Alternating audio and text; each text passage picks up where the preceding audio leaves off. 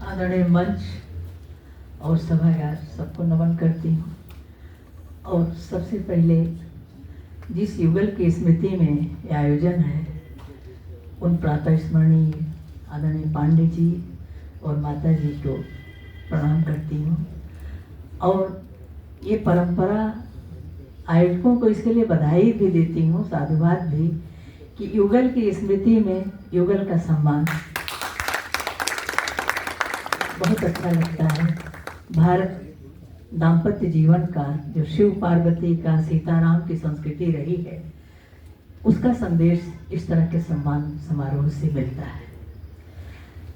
आदरणीय भाई राहुल देव जी बहुत विद्वान व्यक्ति हैं, बहुत गंभीर व्यक्ति हैं, मैं बहुत आदर करती हूँ। और मैं आयोजकों की ओर से मैं उनसे विनम्र निवेदन भी करना चाहती हूँ कि लखनऊ वाले जो साहित्यिक समाज है यहाँ का एक परिवार की तरह है। यहाँ हम औपचारिक नहीं हो पाते, अनौपचारिक हमेशा रहते हैं। और ये लगता है कि एक परिवार मिल रहा है। इसमें भावुकता बस जो कुछ भी आज सबने व्यक्त किया उनकी स्मृति में ही किया गया है और जिनका सम्मान हुआ उनका आदर देने के लिए भी किया गया है। इसलिए आपके जो संदेश हैं, आपके सुझाव हैं, बहुत ही स्वागत योग्य हैं। एक गरिमा, एक अनुशासन होना चाहिए, लेकिन कभी कभी छूट भी ले ली जाती है। आगे से हम लोग ध्यान रखेंगे। मैं आदरणीय गंगारत्न पांडे जी को बहुत बार सुना था, बहुत वर्ष पहले, सन नहीं याद आ रहा है। 10 जुलाई को जो मैं अपने पति की स्मृति में समारोह करती हूँ उसमें उनको सम्मानित किया था ऋषि सम्मान से। और उसमें उनका जो आशीर्वाद मिला था, जिस उदारता पूर्वक वे समारोह में आए, आदरणीय दीक्षित जी ने उनका सम्मान किया था। और पूरी ग्रंथावली अपनी उन्होंने मुझे पढ़ने के लिए दी थी।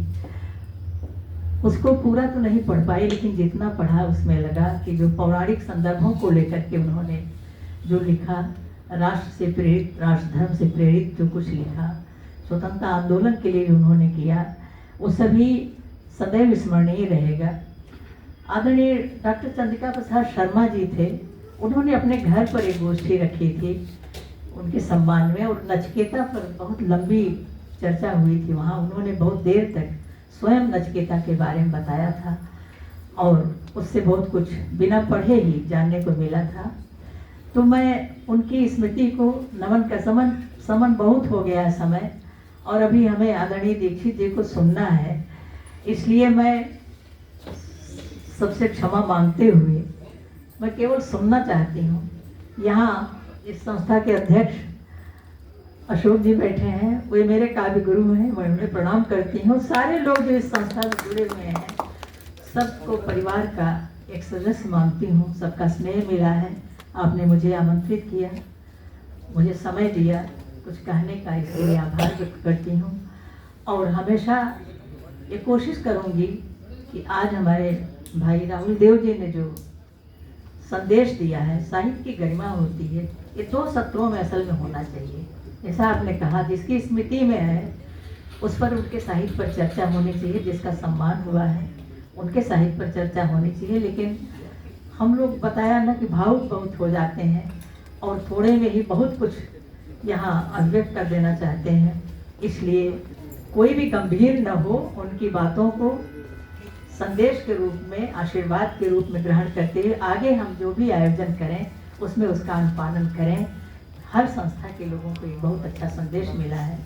गरिमा, अनुशासन बहुत जरूरी है। मैं उन्हें प्रणाम करती हूँ। आदरणीय दीक्षित जी और भाभी जी, उनके बारे में कुछ कहना मेरे लिए बड़ा कठिन है। उनका वरदहस्त सदैव हम लोगों को ऊपर रहता है। कुछ भी समस्या होती है, कुछ भी पूछना होता है, उन्हीं को फ़ोन करती हूँ, उनके पास जाकर समझती हूँ, उनका आशीर्वाद बना रहे। अभी रश्मि ने कहा था कि वे जो नालायक कहते हैं, तो वो भी तो हमारे यहाँ की परंपरा रही। दुलार में भी बच्चों को नंगा कहते थे, नंगा नाम भी पड़ जाता था, और जिसको बहुत प्यार से कहते थे बदमाश है। तो ये जो प्यार के तरीके हैं अनौपचारिक, ये हमारे भारत की शब्दावली है। इसमें प्यार ढूंढने की ज़रूरत है और हम ढूंढते रहे हैं।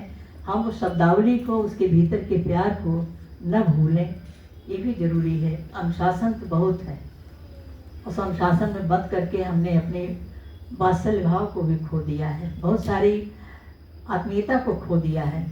अब बहुत ज़्यादा अनौपचारिक होने की ज़रूरत है। बहुत बहुत धन्यवाद।